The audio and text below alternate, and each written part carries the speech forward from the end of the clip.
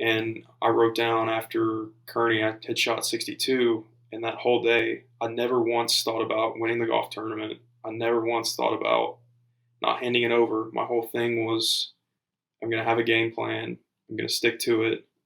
I'm going to play math and probability. And at the end of the day, whatever the number is, the number's going to be. And if I can commit to doing that and stick to it and do it and execute it, then it's just you just have to react out there at that point.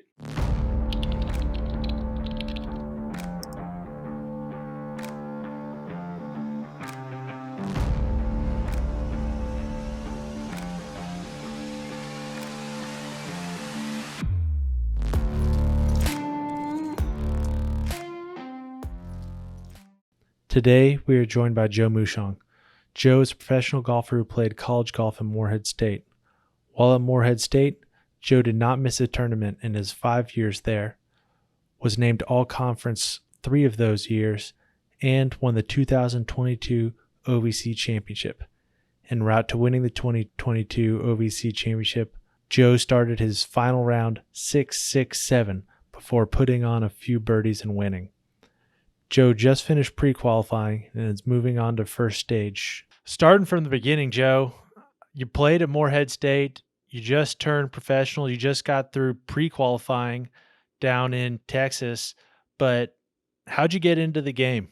I always had like clubs when I was a kid, and I did junior clinics and played with my dad, but I never really took it serious until I think like when I was in eighth grade, freshman year of high school. I played baseball pretty seriously, and I just got kind of sick and tired of baseball, so started playing golf and just really liked it. And we had a good group of high school guys to play with. We had a good coach, and that's where I definitely started picking it up seriously. It was probably my freshman year of high school. And getting into that freshman year of high school, you're sick of baseball and you pick up the clubs. Was there anything in particular where you were playing like, I think I can do this. I think I can play competitively, or was it a slower building process? It was pretty quick, just because like even with baseball, it was always hard work. Same thing carries over with golf. But what I couldn't stand about baseball was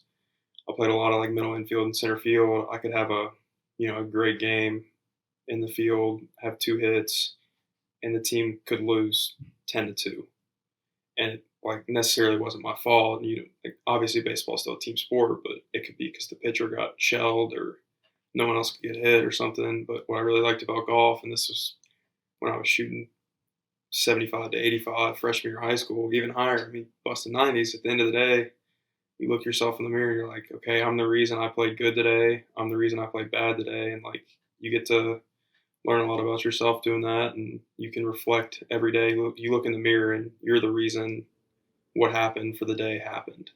You can't blame anyone else. You can't. You can, but at the end of the day, it's you. Yeah. That type of ultimate responsibility is something I think that a lot of just people in general struggle with. And for golfers, I think it might be a little bit easier for us. But when you deal with that weight of ultimate responsibility at an age, just even in high school, it carries over to a lot of other things that you do.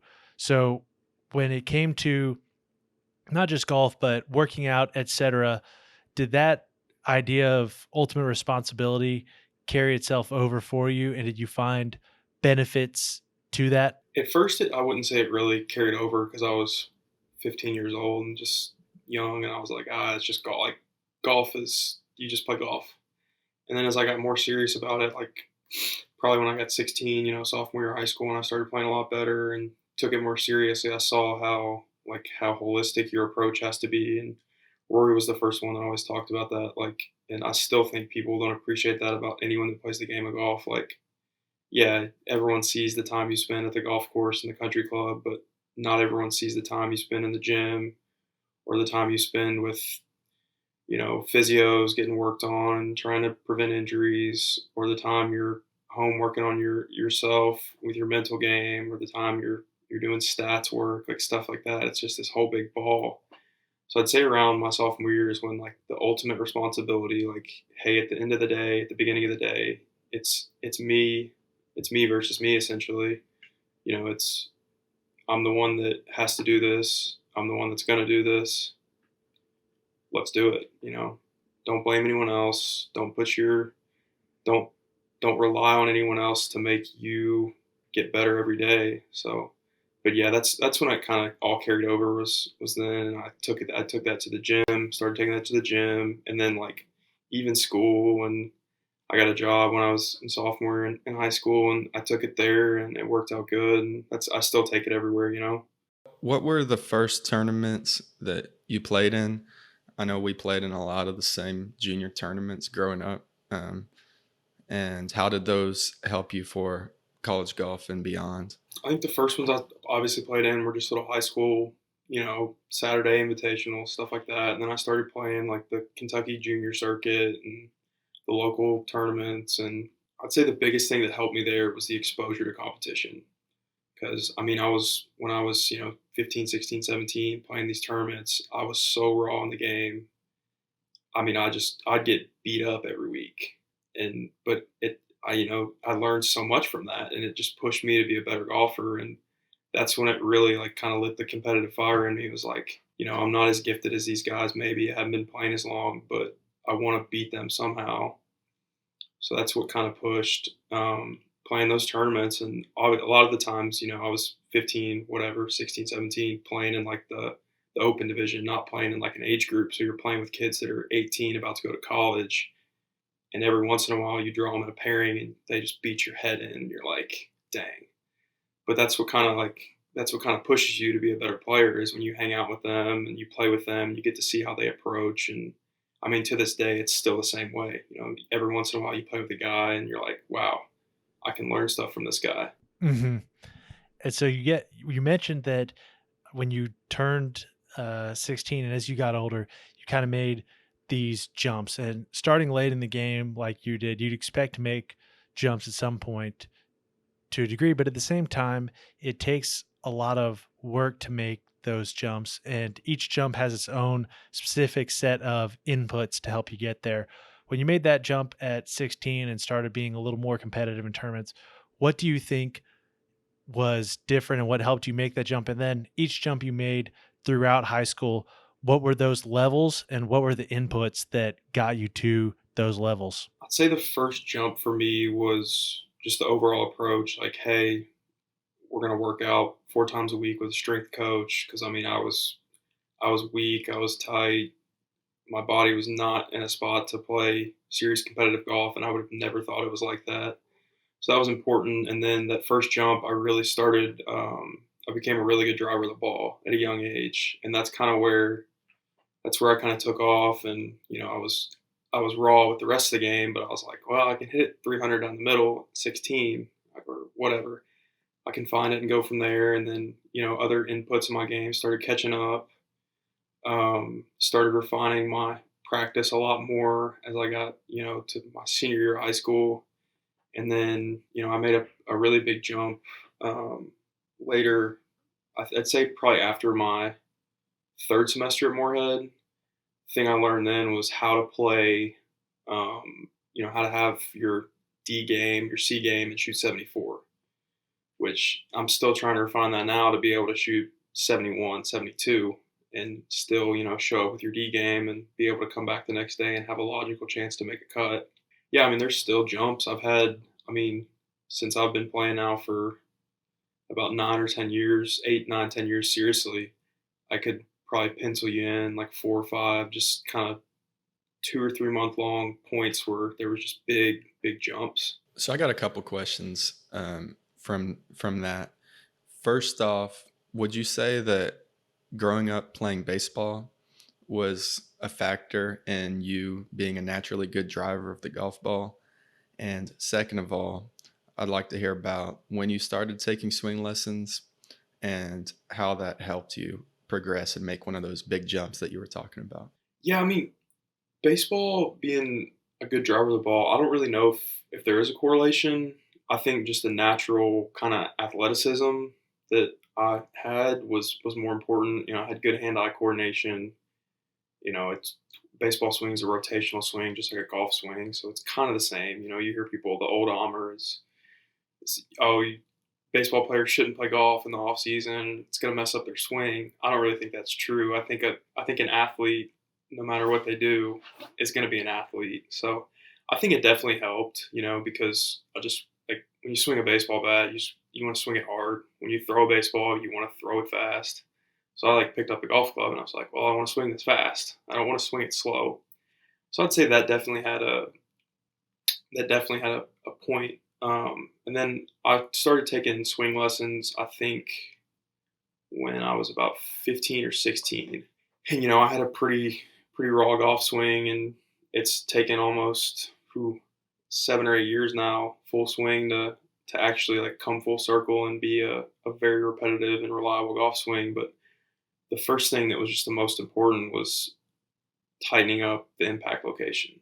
I mean, I went from, all over the face and to being able to hit it pretty repetitively, somewhat in the center of the face in probably 6 months. And that just tightened up everything, dispersions, shots. That was such a big difference maker, when I was probably 16, because, hey, now I could hit it down the middle, and now I could hit the club face from 150, and I could kind of guess where it was going to go. And to tighten up that dispersion, was that purely technique work, or was there more practice as far as focusing on hitting a certain part of the face or the center of the face or something to that degree? When I was in high school, I was just banging balls, just repetitive.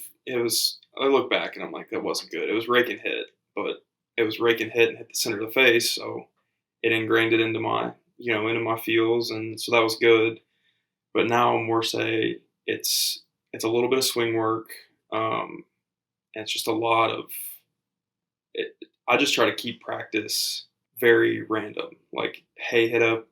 I think when my swing struggles the most, what I do is I'll just take a 6 iron and I'll go hit a few hard hooks, go hit a few cuts, go hit a few 100-yard 6 irons, go hit a few all-out 6 irons, and just kind of try to take the perfection out of it, because it's an imperfect game. But no, when I was first kind of it was just banging balls, just hitting the center of the face, getting used to it.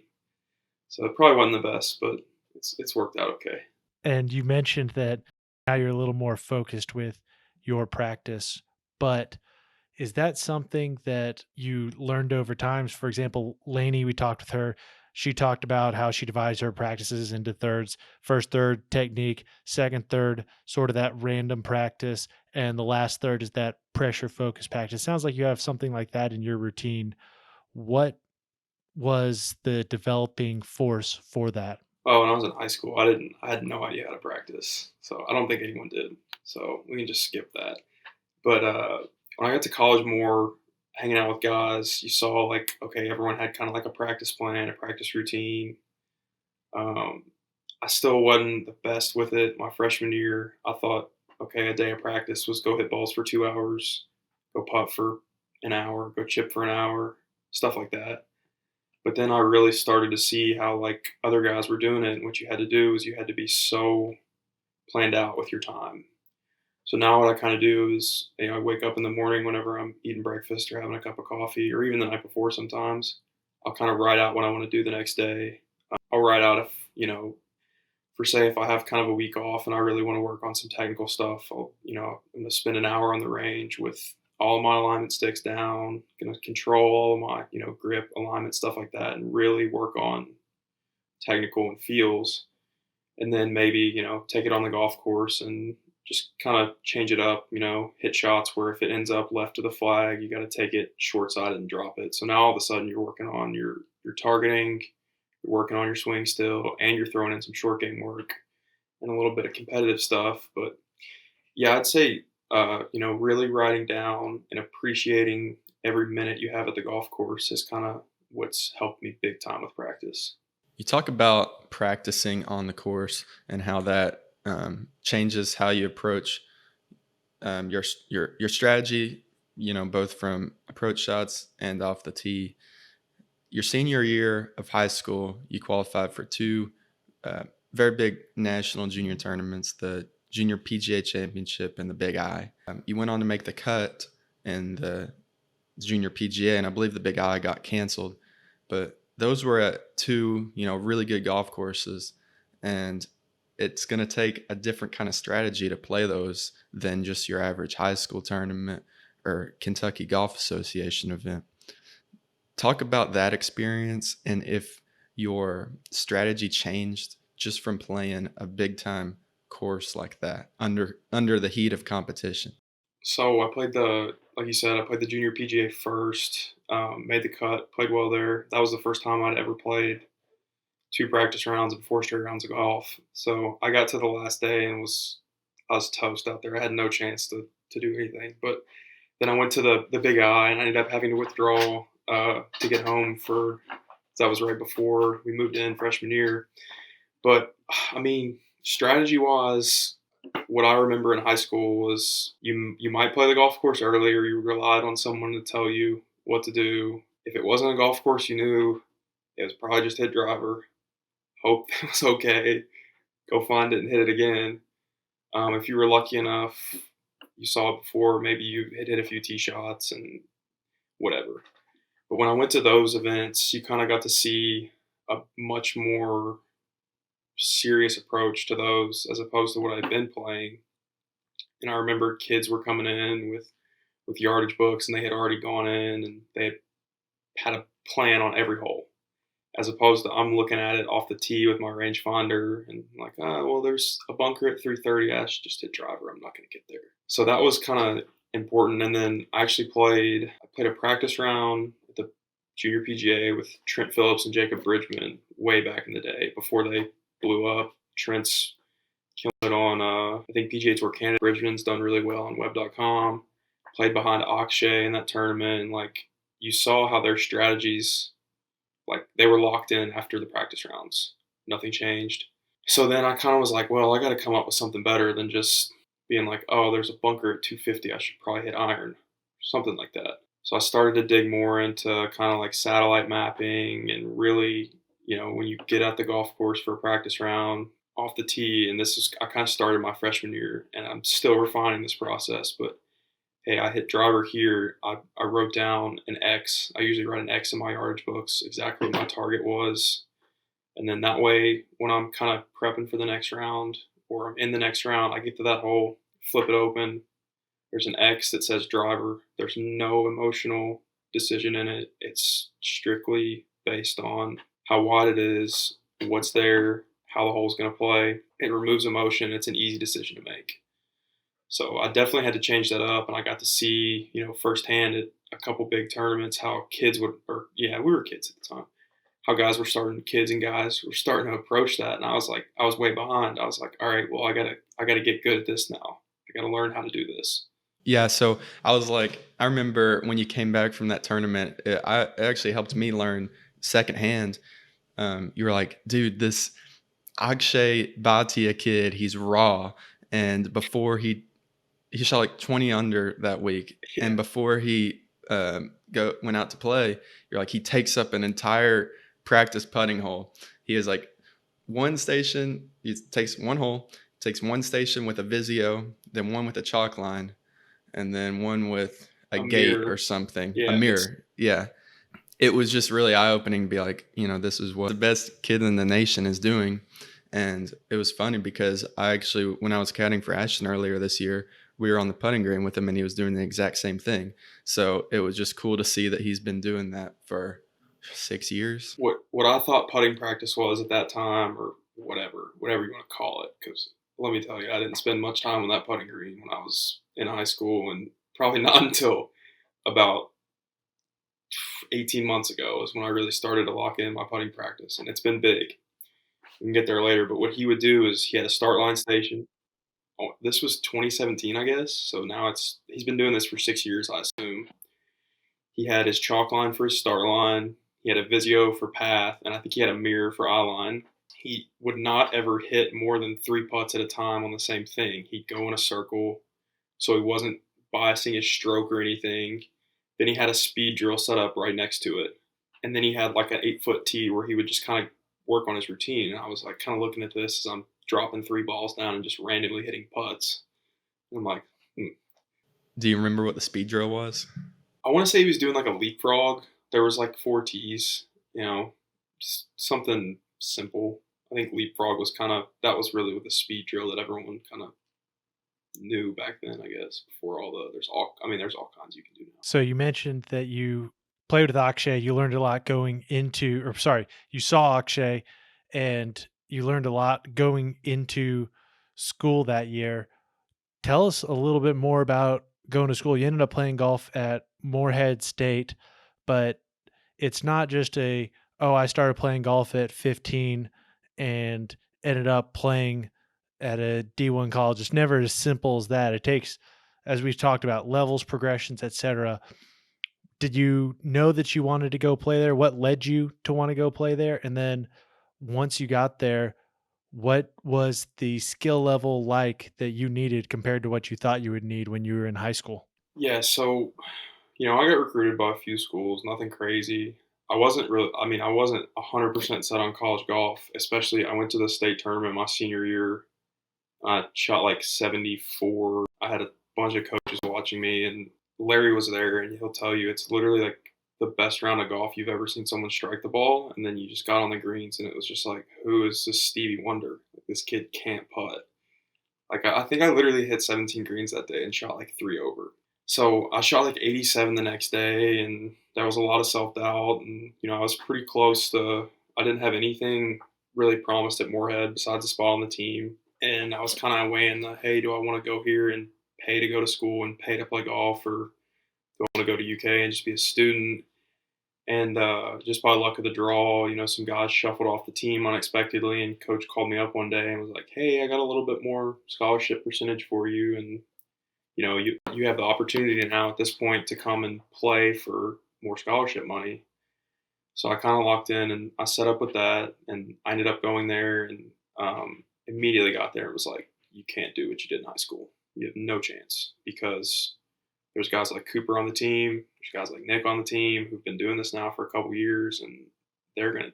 If you don't change what your plan is, what your process is, good luck, because this isn't high school golf." So I learned that pretty quick, and I really changed my approach. And I was lucky, and also really probably blessed in the fact too that I got to play immediately through qualifying, and I never missed a tournament there. And I think that was one of the biggest things for me was my freshman year. I got so many competitive reps and got to see so much stuff on the road and just really soak it in. But I learned quick when I got there. It's like, hey, this isn't high school golf practice where you play 9 holes, hit some balls, and putt. There's got to be purpose. Because if there's not purpose, you're just going to be out there wasting time. Yeah, I remember the first round of qualifying your freshman year. You came in straight from the Big Eye, and you shot 66 at Eagle Trace. And everybody else was like, "Who is this kid? Why is he beating us?" And I wasn't surprised, but you never really missed the tournament due to performance. Yeah, my 5 years, I sat one tournament out for rest. Conference of 2020, like I sat out the week before to kind of rest up because we played like 13 events in 2.5 months. But yeah, it's funny. Cooper remembers the first round of qualifying my freshman year. The day before, I got to the golf course and hit like 3 balls and just felt awful. It's tight. I just looked at Cooper and I was like, "Body's not feeling any practice today, man. See you later."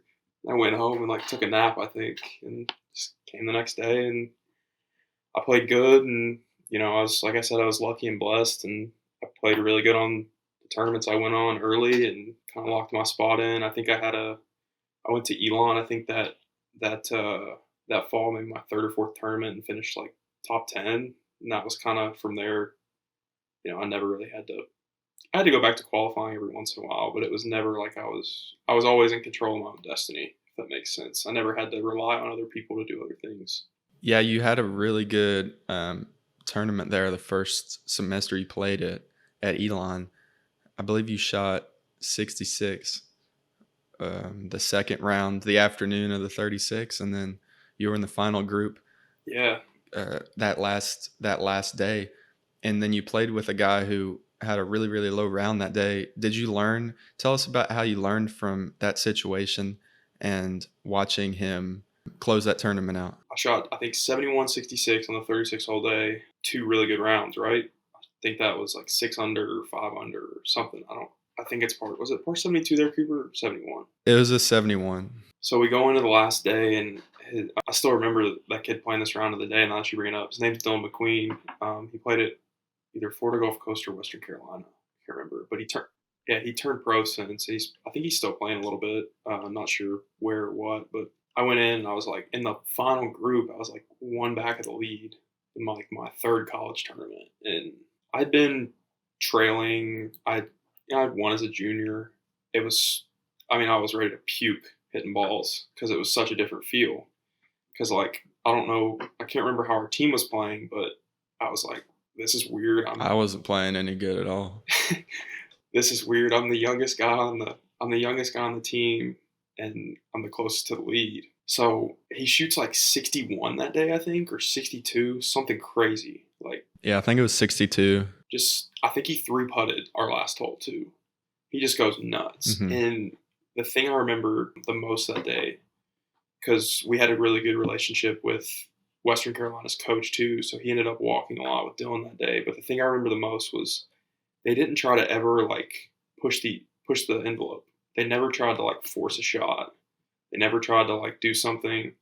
He just relied on his variance, and now this comes full circle a couple years later with what we know about statistics and stuff. But he was just relying on his variance, and that day, he played good. He played really good. He was gonna, it's one of those days where he's gonna shoot 65 at the worst, and he gets a little bit lucky here and there, and all of a sudden it's 62. And I was like, I think I could learn something from this, and not forcing it. And I don't think at one point he never looked like he was trying to win the golf tournament. He was just playing golf that day. And that's something that it seems like you took with you over your time at Morehead State. As far as oftentimes people get better through college, but you'll see significant jumps year to year as far as not just scoring average, but as far as placing in tournaments, all that kind of stuff. Because scoring average can be somewhat dependent on what you're playing in. And if your team starts taking on a tougher schedule, it can be a little higher. But you look at that freshman year, you had a stroke average of 74.88. And then the next year you had a stroke average of 73.91. And then as a junior, 71.83 with multiple, sub 70 rounds, more top 15 finishes, all that kind of stuff. What was the takeaway from you, if you now looking back at those jumps year to year, not just the learning how to play within yourself? What do you look back on and say, oh, hey, here's what helped me make that jump? Is there anything in particular that you attribute that to, or is it a variety of things? I'd say there was a few things between the spring of my sophomore year and then my junior year. My overall process and approach got really sharp. Like I was really locked in with everything I was doing, gym work, eating most of the time. I like to eat some junk food every once in a while. Practice what I was doing, started journaling a lot. I mentioned it earlier, but the spring of my sophomore year, I remember playing Tennessee Tech's tournament, and I shot like 73, 72, 71.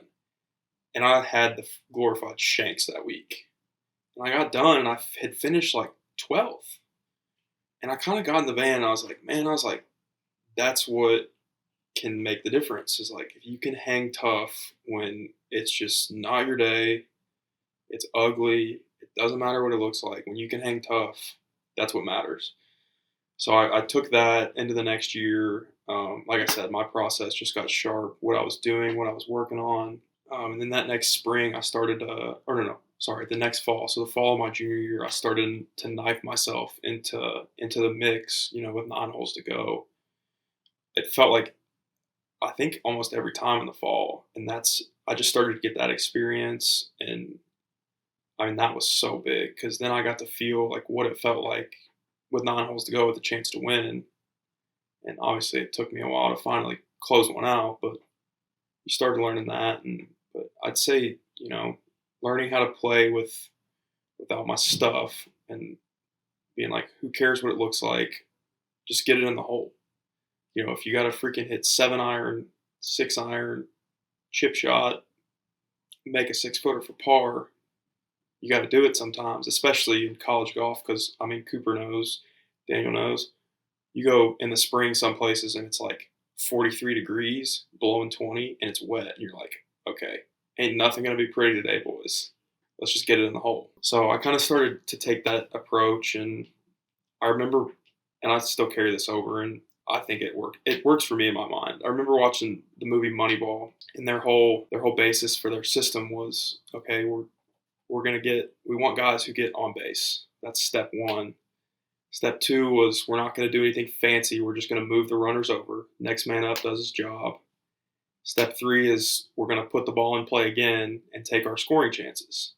So I was sitting in the room one day, kind of like jogged that over, and I was like, wait, okay, how can I approach this to golf? And I was like, okay, step one is off the tee, get the ball in play, right? Same thing as Moneyball. You go to step two and you're like, okay, don't do anything pretty. We're not going to get caught stealing second base. We're not going to hook 8 irons to back left pins. We're going to get the ball on the green. We're going to move the guy over. So I was like, okay, well, this is really weird, because now I'm on step three, which is maximize your scoring opportunities by taking your chances when you get them. That's just making putts from the 6 to 16-foot range, basically. Move the guy over, get him in, get the ball back in play. And I was like, wow. I was like, I can approach this now. And I was like, I now can I can just check boxes as I play golf. I'm like, okay, check one, I got it in play off the tee. Check two, I hit the green. Check three, now all of a sudden I've got a 15-footer for birdie, and I wasn't even trying to hit it close. It just happened. And then, maybe you make it, and, you get the run, you get the guy in, or you miss it, and no big deal, but you had a runner in scoring position. You had a scoring opportunity.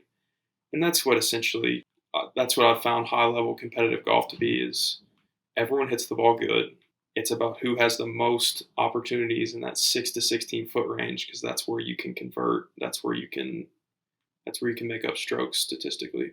That makes sense. And one of the things you said I find interesting, I want to touch a little more on. You said you started keeping a journal. Can you tell us more about the journal that you keep, what you put in there, and how you use it week to week, month to month, etc.? So mine may be a little more unconventional than what other people do. I don't write a lot of, I don't write hey, I felt the club face was a lot more open today, or something like that. Or I usually will write down, if I was, what I scored on my putting drills, kind of how I felt for the day. And then at the end of the night, I'll just kind of write just kind of how I felt for the day. So I can go back and look at that stuff when I'm getting ready for tournaments, or I was going into the last round and pre-qualifying, I was comfortably inside the number, and I really wanted to avoid going out and steering it, and trying to not eject, basically.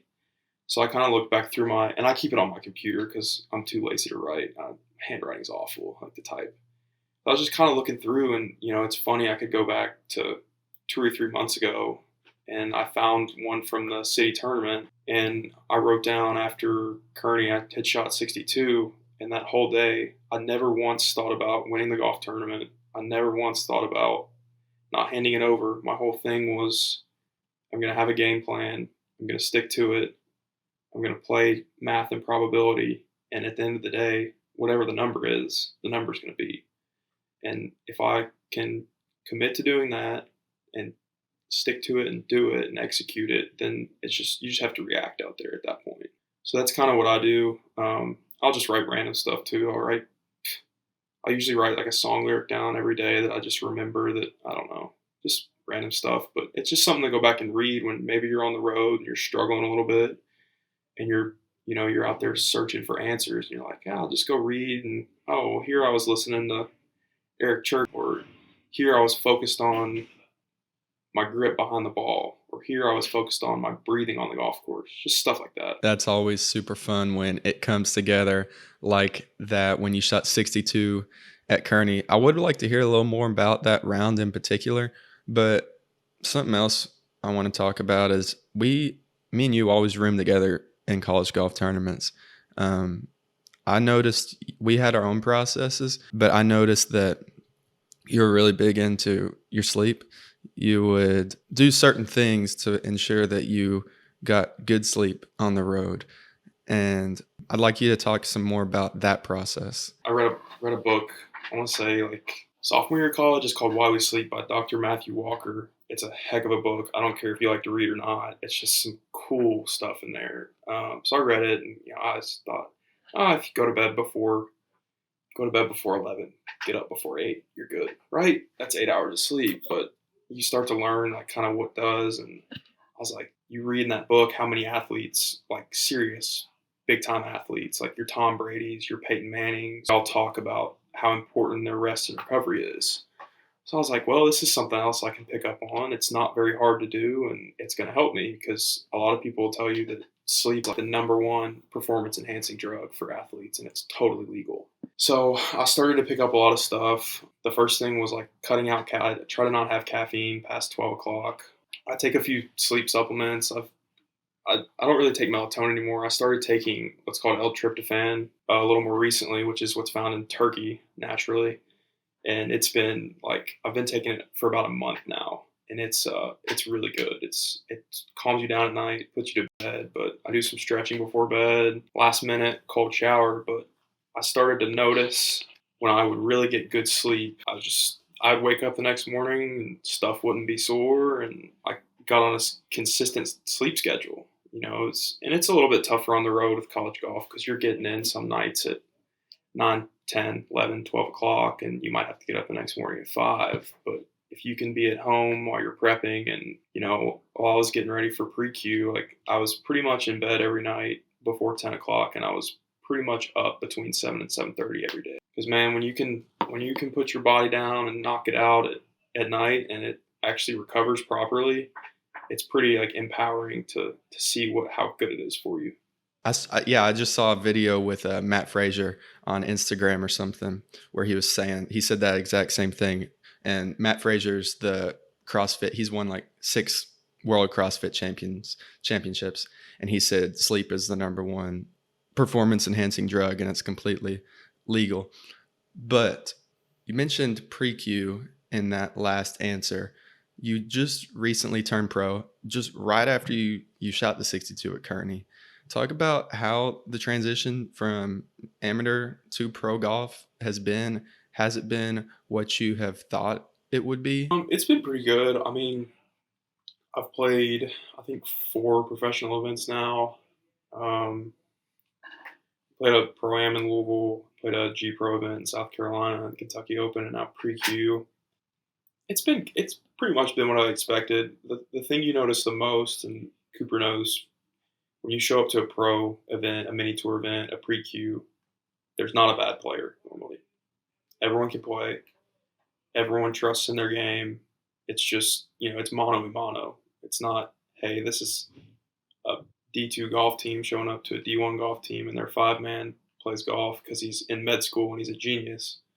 It's not that. You don't get that. So I kind of noticed that. And the other thing is you got to just be dialed in with everything you're doing once again. Because if you're wasting time out there, it's just going to result in poor performance. And I went to Greenville, North Carolina about 2 or 3 weeks ago, and I didn't play good. I got a little bit exposed, different kind of playing conditions, and I got back and I kind of reflected on that tournament, and I realized I was like, my prep at the venue was just poor. It was not what it needed to be, and it resulted in poor performance. So my whole thing going into pre-Q now that I kind of learned from playing twice, because even at the Kentucky Open, it wasn't great prep either. I was like, well, I want my prep at pre-Q to be perfect. Like if I can, like that's what I want to be perfect at. And then that way, when it comes time for competition, it's hands off. It's just reacting. So I wrote out a really strict week and a half. I think I was home for about 10 or 11 days to prep for pre-Q. I wrote out a really strict week and a half plan with what I was doing. I mean, even down to waking up at 7:30 and making sure to have breakfast at 7:45, stuff like that. And then on the way down there, I had kind of a nightmare travel. When I got to the golf course on Monday, we had access to start prep. I had a list of what to do that day. I literally was checking boxes off as I went. So I did that Monday and Tuesday, and I was laying in bed Tuesday night, and I was like, that felt really good because I've checked all my boxes. I've taken care of everything. Now I can go out tomorrow. I just got to warm up, go play golf. I don't have to worry about, did I do speed drills? I don't have to worry about, did I work on my green reading? I don't have to worry about, did I scout the golf course properly?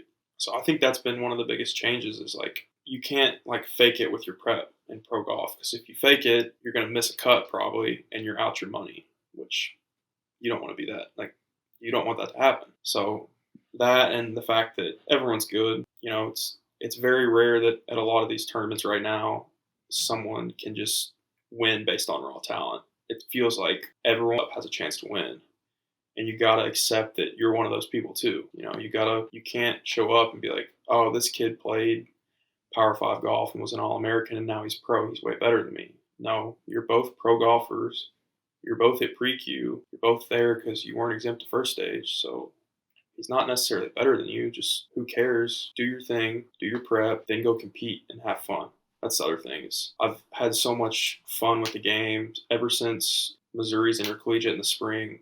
That was just such a turning point for me in the game. That's probably been the biggest turning point in the last 3 years was that tournament. Talk about that experience and why that was such a big turning point for you.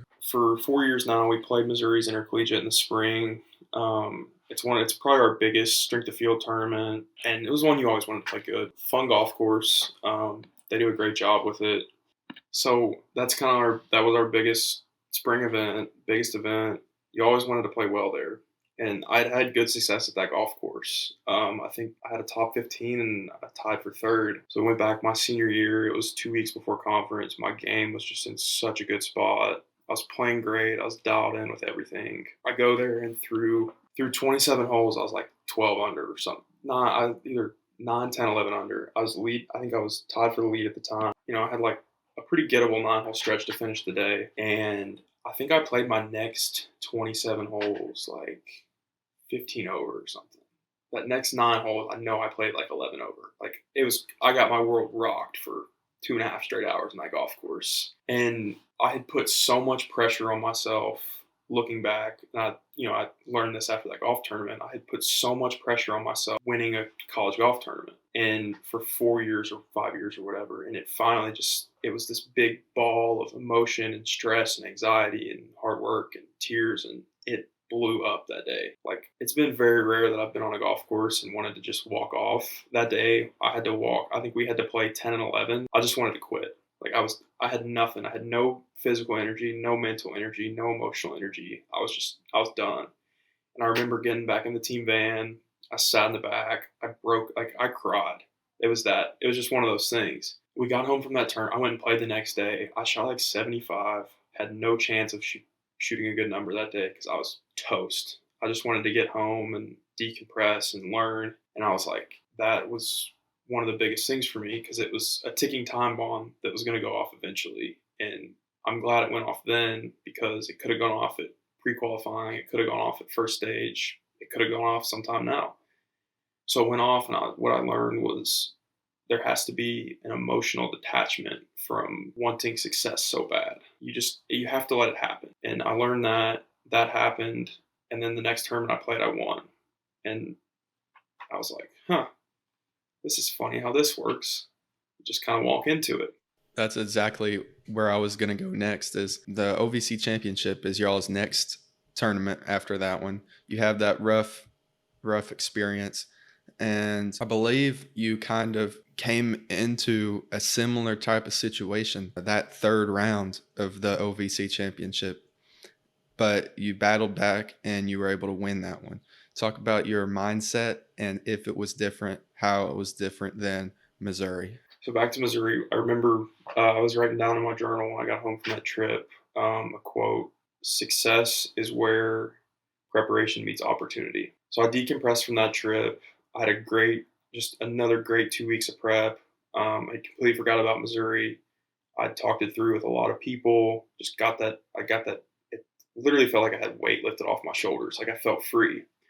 So we go to conference. I go like 73, 68. I think I had a 1 or 2 stroke lead heading into the last day. And I started out the double bogey on the first, a bogey on a par 5 second hole. And then I think I tripled the third hole.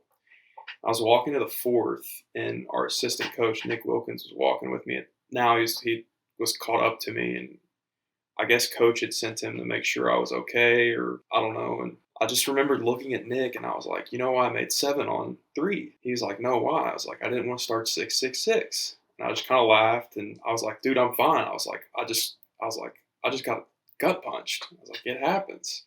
I was like, I hit 3 really bad golf shots. That was the result of it. So we get to like I think 5, and I was fine. Like this was pulling now from Missouri. I was like, cool. It happens. I can't go back and replay the first hole. If people could do that, it would not be a fun game to play. So I just kind of like locked in. I was like 7 or 8 back of the lead at the time now. And my whole focus now was our team was on the bubble and making match play. And I knew probably that there was a good chance if I could kind of fight my round back and steady out that my round could count.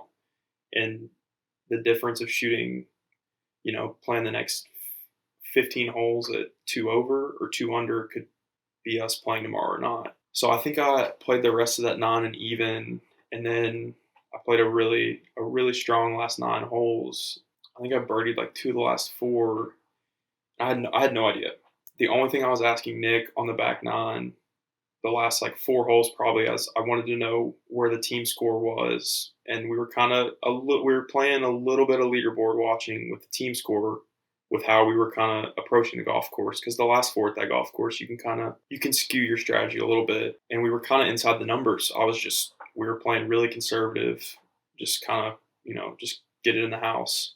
Like I said, I had no idea where the individual lead was, and I birdied 18 to end up shooting, I think, 76 that day. And I got on my phone walking back to the putting green because I knew the team was in at that time. I was like, cool, let's go. That's all I cared about. And I got on my phone and I looked, and all of a sudden I was only 1 back.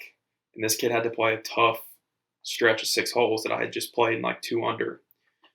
So I'm just kind of sitting there. I was like, well, I guess I'll stay loose now. So I was hitting balls, and I turned my phone off. I was like, somebody will tell me. And then Nick and them rode out to 18, and he had like a 60-footer for eagle that he had to make to tie me at that point now. He had made a few bogeys. And I was like, like I just won a tournament and was 6 over through 3 in the last round. It's like, and it was funny, but the biggest thing I learned there was you can't force winning. It's just going to happen. You're going to get lucky. There was plenty of luck involved in that one, and it's just going to happen. You can't force it. You can't control it. And that day that's what happened. I just walked into it. Had no idea. But I quit focusing on winning the golf tournament. I focused on 1 hole at a time. How am I going to get my ball in the hole the quickest without doing something going on tilt emotionally because of what's already happened today? And it took me, it's taken me 8 years to figure that out, but that's what I did that day. And that was a really cool experience. And it probably wouldn't have gone that way if Missouri wouldn't have happened. So that was a really cool month. Yeah, I was just going to say that is an amazing story and an amazing stretch of 3 weeks of golf. And it's just really cool how golf can reward you over time. And my coach, Larry Ward, at the time told me when I was in college, he said, I was like, Larry, when am I want to win a college tournament? Because I'd had these top finishes or whatever. And he's like, son, you'll win a college tournament when you least expect it. And I was like, what are you talking about, Larry? And so I'll tell you the story. We were playing in Middle Tennessee State, had a tournament. Yeah. It was the last tournament of the fall. It was snowing. Yeah. We hit balls on frost that morning. Yeah, we literally hit balls we had to clear the snow off of the mats. And I'm playing. It's a 1-day 36 tournament. And I'm playing. And so it's shotgun. Everybody's finishing at the same time. I have no idea what everybody's doing. I make like a 30-footer on the last hole when it's getting dark for birdie. And my coach is like, that just, you just won. And by 1. And I was like, Larry was right. One when I least expected. And I guess that's kind of similar to your experience. well, you hear people, I mean, the kind of number, like, you hear it a lot. Okay, if you're going to win at the junior level, you're going to win at the college level, you're going to win at the amateur level, then you can win at the pro level. So I was like so aficionated with winning at the college level, I just couldn't get one. And I mean, I was in contention so freaking much my last 3 years. Like, and that part was all hard work and preparation to just have that chance. But I just could never get one.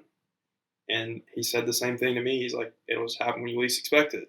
I'm telling you, the last thing I was expecting when I started out 6'6", 6'7", and looked at Nick and said, yeah, I just didn't want to start 6'6", 6", was to win that golf tournament that day. And that was the that was probably the best 15 holes of golf I've ever played, just because given the scenario. That's that's a cool story, as you guys have both said. I wanted to jump back to something you said earlier. We didn't get a chance to circle on it. And that was going into your pre-Q. You made it through pre-Q, and you said you had a list. And that this kind of brings me back to a question we asked Jacob Cook, and we asked Jacob, like, have you ever felt 100% prepared for a tournament? And Jacob said, yeah, I felt 100% prepared for a tournament. And Cooper afterwards said to me, he's like, I don't know what he's talking about. I've never felt 100% prepared for a tournament. I've always felt terrible. And it sounds like maybe this list for you has helped codify what you need for a tournament. Can you tell us like what you had on that list and how that gave you that at least sense of surety that you had checked the boxes and done what you needed to do to be prepared for that day, those days? This one was, we had access to the golf course starting Monday. So we had Monday, Tuesday practice, Wednesday, Thursday, Friday. So I took it pretty easy Sunday, knowing that I had 2 days to prep. I was 9 holes every day just to kind of stay fresh. No need to play 18. Who cares? So Monday, my whole goal was really check off my technical boxes, like do my stroke work, get my green reading dialed in, get my aim point dialed in, get my swing dialed in, take a few swing videos, play 9 holes, and then I think after that, after I played 9, I went and I did 2 or 3 speed drills, 2 or 3 drills, holing putts. Went through my kind of post round ball striking routine after. Got out of there, came back the next day, and that was more reactive stuff. Like, I obviously every day kind of hit a few start line putts, but then after that it was like holing putts. It was uphill, downhill, 20, 30, 40, 50, 60 footers, uphill grain, uphill into the grain, downhill, down grain.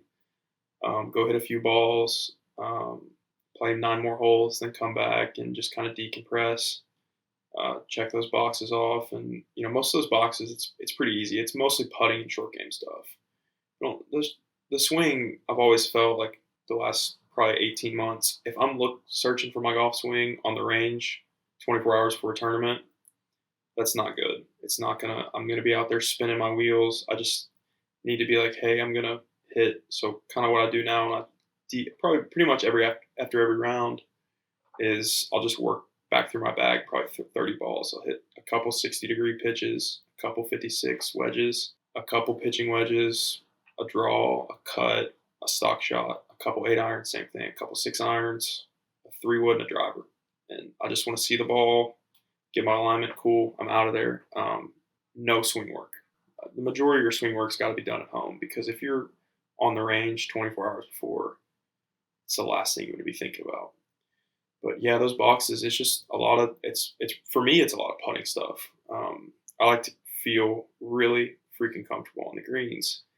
And I kind of jacked my warm up on Wednesday before the first round. I kind of rushed my warm up and didn't have time to go back to the putting green before I went to the course to roll a few more putts. So I usually putt, then chip, then hit balls, go back to the putting green, then go play. I didn't go putt that day, and my speed control was just god awful that day. And I got done and I was kind of thinking about it, and I went back through my day and I was like, hey, that's what happened. I got to make sure I do this tomorrow. So I factored in 10 more minutes in my warm up, got back to my normal warm up, and my speed control was great the next day because I was back on my routine. But yeah, I have that pretty strict set of boxes, and I know if I check those off, I'm not going to be worried about stuff on the golf course. It's just going to be stick to the game plan, execute the plan, and react accordingly. So that's what's been really big for me. That's a good tool to have with you, especially as you go on to first stage, and not just first stage, but every tournament you're going to play after this. One thing that we do is our final question of every podcast, and that is we ask our guests, looking back now, you know a lot of these things. You have this list that you use for tournament prep. You have all this experience of taking responsibility. Looking back, if you could tell yourself one thing as a junior golfer, what would it be? One single thing, value. I'd say value every minute you have that you can prepare. Don't waste time. Don't sit on the putting green in between putts. Refresh Twitter. Don't just use every minute you get. Because I think that would have probably made the biggest difference for me as a junior golfer, was not going through the motions and joking around and goofing off. Like, goof off at home. That's what I do now. I goof off at home. When I'm at the golf course, it's work. Like, those minutes are so valuable, and that's how you can really keep leveling up. Is like, if you take every minute and you're like, wake up and you're like, okay, every day my goal is to just win the day. If I take every minute that I can prepare at the golf course or in the gym or on my computer working on mental stuff, if I value every minute, I'm gonna win the day. And then I lay down in bed at the end of the day and I'm like, well, yeah, maybe I played 9 holes and shot 39, but I won the day, so today was a success. Because I've always felt every day you either get better or you get worse. The whole you don't stay the same. Actually, it's not same old. It's you get better or you get worse. You want to get better every day, because every day you get better, you're beating other people and you don't even know it. So I'd say, yeah, if I was looking back, I wish I could tell myself to just value every minute I had. And the beauty of valuing every minute, like you said right there, is that by valuing every minute, it means you don't have to spend a ton of minutes out there like you used to think as a junior. I can tell you that I play golf now at a much different level than I used to, and I don't get out as much, but I also don't feel like I have to do as much now because just like in my job, when I go to my job, like it's my job, I do my work and I'm done. And when I'm done with my job, sweet, I go to the golf course, I do my practice, and I'm focused about how I do it. And it's the same thing I imagine for you is what you're saying right there is like you don't have to have these 8-hour days out there. You can have you can spend 3 hours and oftentimes get done in a day what a junior could get done in 8 hours. And that's just the truth of it. I mean, even when I was in college, my freshman and sophomore year, I'd have these marathon days where I'd get to the golf course at 11:30 and stay till like dark. Like, that's what I thought a day of hard work was. I was just wasting time out there in between. Then I started, like, especially the last probably 18 months or so, where I've started to write down what I'm going to do every day. I mean, I can have a really good purposeful practice in about 3.5 or 4 hours. So then I can go spend an extra hour in the gym. I can go spend an extra hour getting worked on, making sure my body's healthy. I can spend an extra hour sleeping, stuff like that. And then all of a sudden now you've got this bulletproof game plan and process, and it just takes you. I mean, it takes you everywhere. And that ties into something you said earlier too, which is you said that when you're out there practicing, like you were talking about how you can people measure things in hours as far as like how long you're out on the course, et cetera. And it can be really easy to get sucked into, oh, so and so is out here for 7 hours and they miss, like you were saying, like strategy work is practicing, physio work is practicing, working out is practicing, all these things are practicing. So if we only measure how we are doing and the effort we're putting in by the A amount of time we're putting in out there, and B the amount of time we're putting in specifically at the golf course, then you really lose sight of it, which is the point is to get better. And that's something that it sounds like you've been able to whittle down and really get rid of the comparison. And oftentimes I said comparison is the thief of joy. And in this case, comparison can be the thief of getting better because you're going to spend, if you're focused on comparing how long you're out there practicing compared to everyone else, you're going to really limit yourself as far as how you can progress and getting your body what it needs when it needs it. Even just to finish on that, like, you tell people now, like, they're like, "What do you do?" I'm like, "I play golf for a living. It's my job." And they're like, "Oh, it must be nice." And you're like, oh yeah, come hang out for a week and see if you want to do it. Like, so I mean, like when I was getting ready for, like I said, for pre-Q, I was up every day by 7 a.m. I was breakfast, get to the gym at the golf course, go through a quick workout or a quick warm up, putting green, check my boxes, go on the golf course or something, check my boxes, go hit balls, check my boxes, whatever. Now all of a sudden it's 2:30. I've checked my boxes and I can leave, but I'm like, oh well, I need to go back to the gym and work on some hip mobility. So there's check the boxes. Oh well, tonight I have planned out to map the golf course and go through my strategy. So now all of a sudden you've put in 9-10 hours, but you were only at the golf course for 5 of them. People are like, yeah, it must be nice. Like, no, come hang out for a week. It's not what you think it is. That's the truth. Well, wrapping up, where can people find you on social media if they want to get in touch with you, ask you any questions, anything of that nature? I'm on Instagram a lot, J Muschong3. Then I'm on Twitter Twitter I like to goof off on. Twitter I'm not as serious. I think it's Joe @Joe_Muschong. Thanks for joining us today. Please do us a big favor and like and subscribe on YouTube, Spotify, and Apple Podcasts so we can help others learn how to play better tournament golf. You can find us online at thetournamentcode.com, on Instagram at thetournamentcode, and on Twitter at tournamentcode.